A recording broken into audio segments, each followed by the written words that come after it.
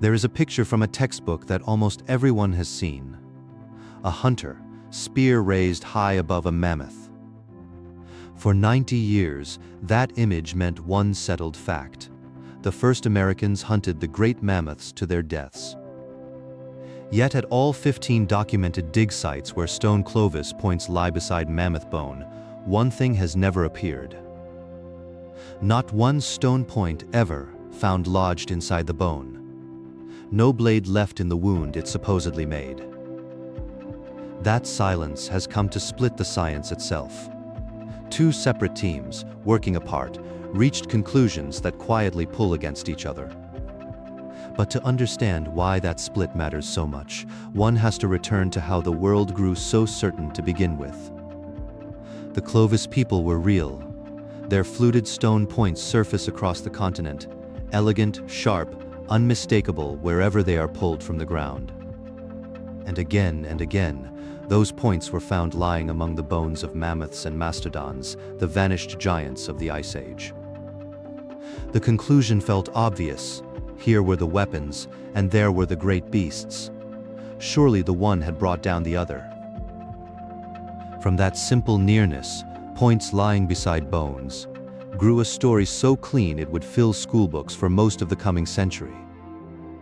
That story has an address: Blackwater Draw in eastern New Mexico, a dry channel cut into the high desert plains. It is the type site of the Clovis culture, the place that gave these people their name, now a national historic landmark. Between 1962 and 1964, excavators opened a single buried layer there and uncovered something that felt almost staged. 5 mammoths, laid together in the ancient mud, ringed by nearly 2,000 stone artifacts left behind by human hands. The points and the bones shared the same layer, the same instant sealed in the earth. The association seemed impossible to deny. This is where the canon was truly born. Not from a single visible wound, but from weapons and their victims resting side by side. The reference museum itself told it boldly. Its own booklet claimed fluted Clovis points were found within the cavity of the mammoth. It even described a long, rounded bone point still sticking in the ulna of a mammoth's front leg, as if caught mid-hunt. But read the words closely. Within the cavity meant within the dig, near the carcass, not driven into the bone at all. And that bone point was a tool carved from bone, not a chipped stone Clovis blade. The old canon simply spoke in shorthand. Still, the picture held firm because it answered a far larger question that had haunted scientists for a very long time. Why had the mammoths vanished at all? The woolly giants, the giant sloths, the great cats, gone from the land almost together.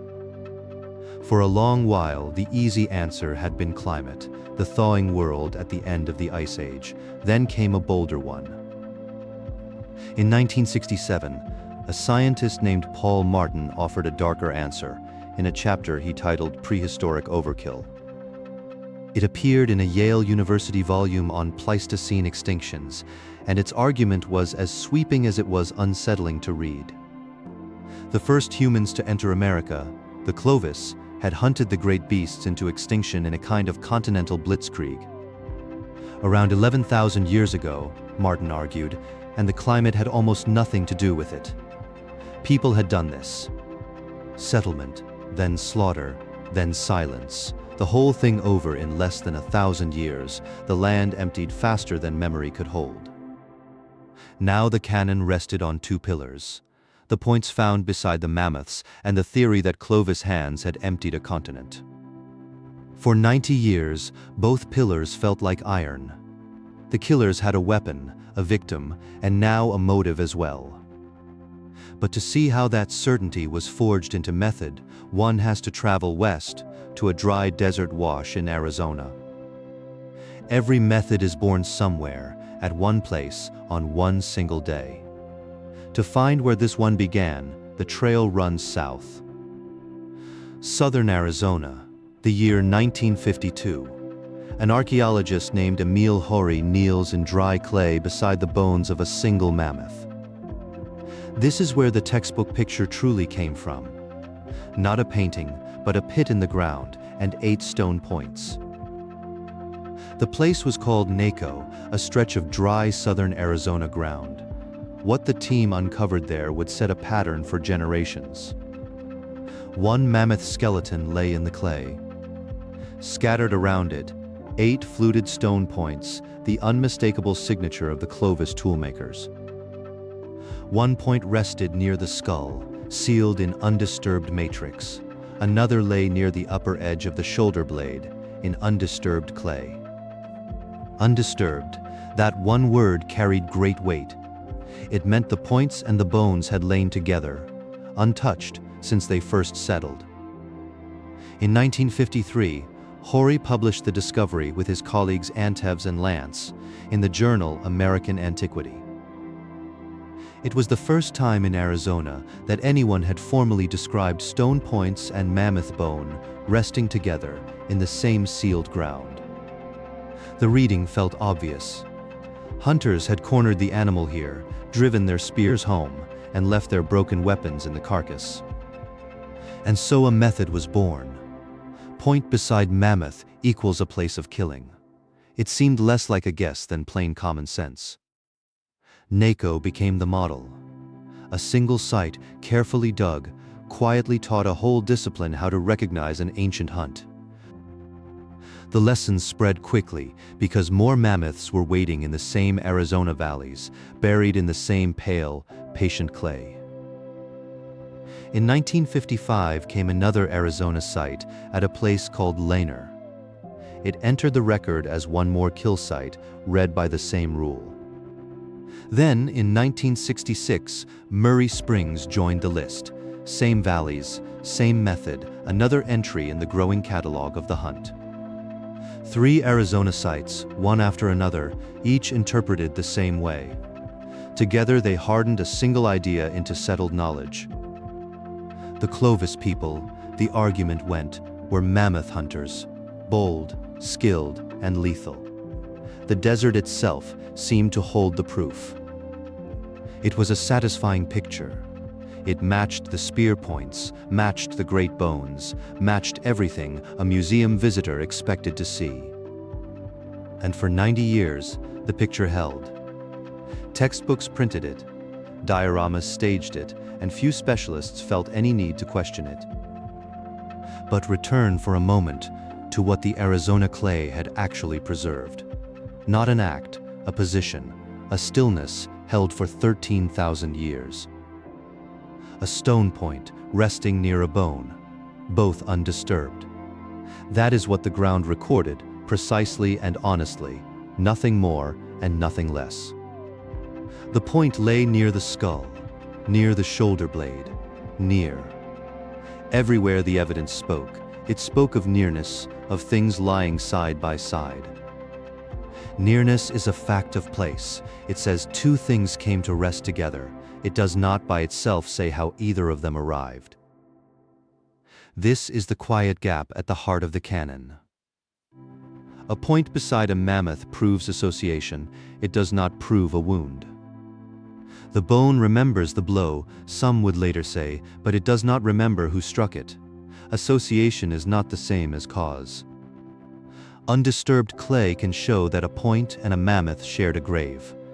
It cannot show that the point ever entered living flesh. Perhaps hunters killed the animal, perhaps they found it already dead and took what they could. The pale clay keeps that secret sealed. Both stories leave the same trace, a point, a bone, a stillness. The evidence cannot separate the hunter from the mere passerby. For 90 years, almost no one paused on that gap. The picture was too clean, too useful, too deeply believed to disturb. A point lay near a bone, but does near mean killed? For 90 years, that plain question went unasked, buried under a beautiful certainty. Until at last, 5 scientists returned to that old evidence, laid it out anew, and finally dared to ask the question aloud. It was the oldest reflex in the discipline, so deeply held that almost no one had ever paused to challenge it. The question they inherited was simple. When a Clovis point lies beside a mammoth, does lying beside it prove the kill?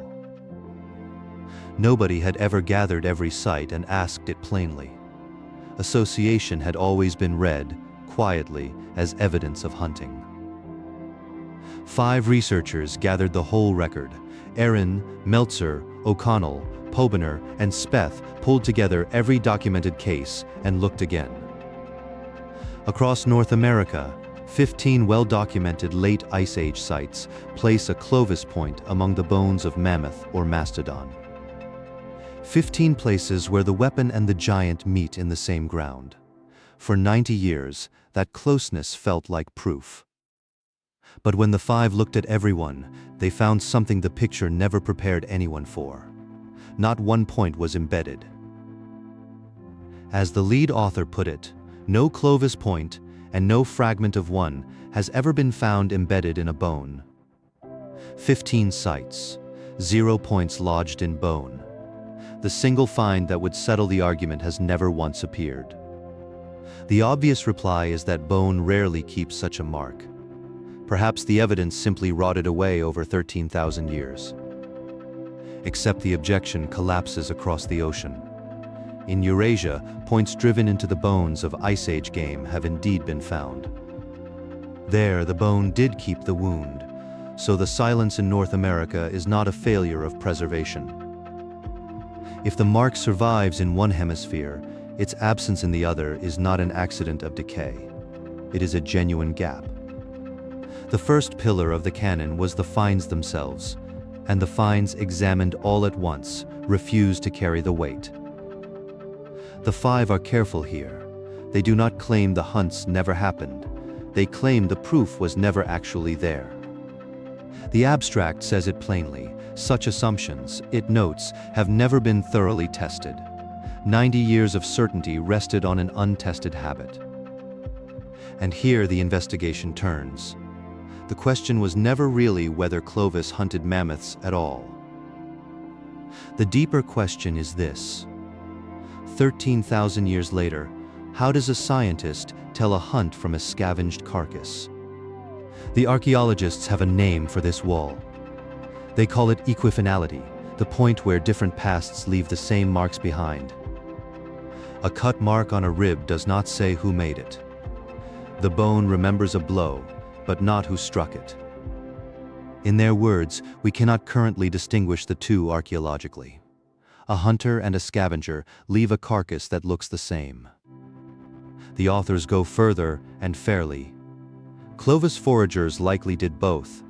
It would be odd indeed if they never scavenged a free meal. So the finds, they conclude, cannot be used to argue that Clovis routinely hunted these giants or that true kill sites exist at all.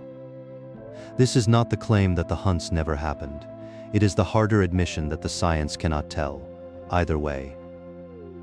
The canon, though, never stood on the finds alone. It leaned on a second pillar, a grander story about the end of the giants. The overkill idea, argued in 1967, held that the first hunters swept the continent and drove the great beasts to extinction. If a wave of hunters emptied a world of mammoths, then surely, the reasoning went, those hunters were killing mammoths. But that pillar was cracked long ago.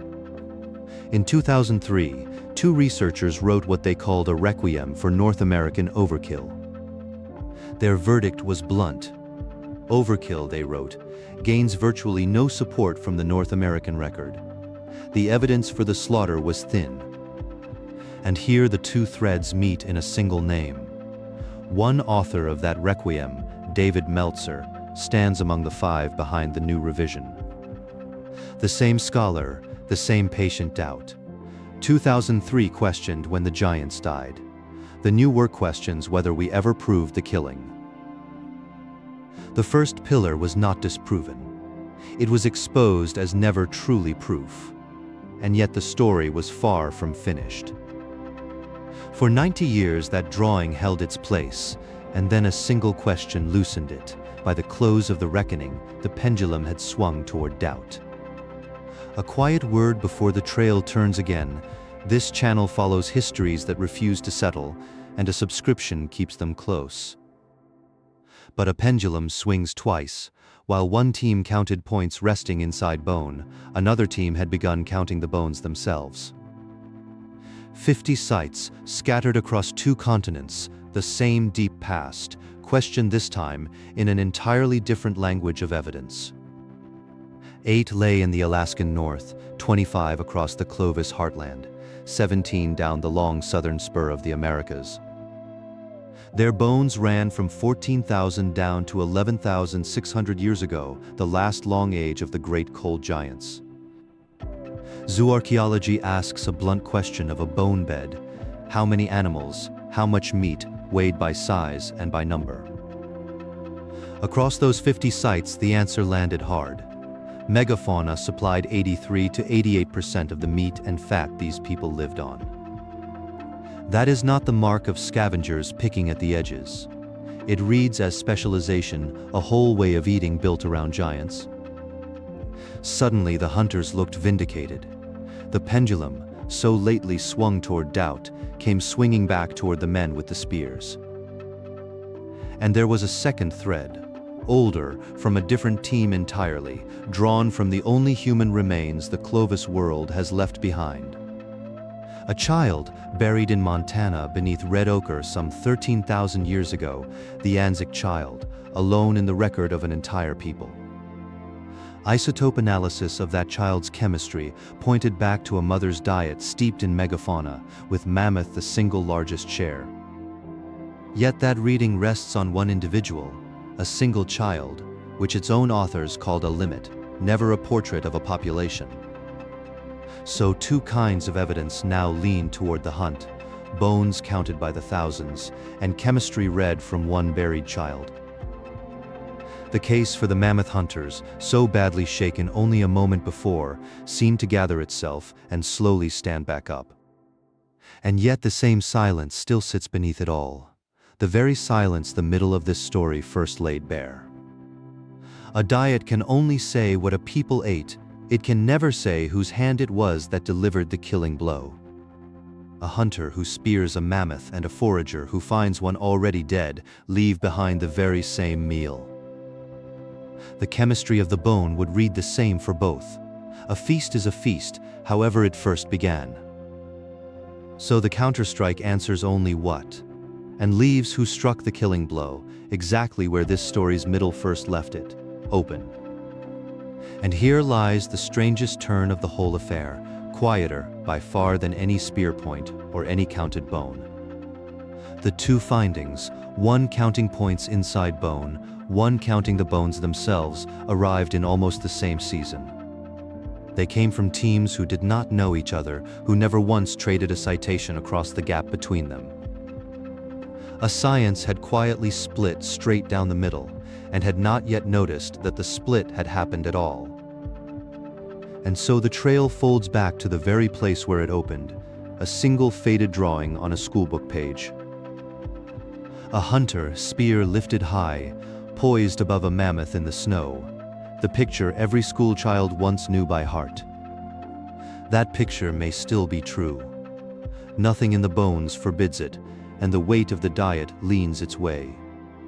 But no stone point has ever once been found resting inside the bone, and a shared meal can never name who struck first. The argument now is not about the people of that age, it is about method, how anyone reads stone and bone across 13,000 years. Whether that hunter was drawn out of the evidence or drawn onto it, the science honestly cannot yet say.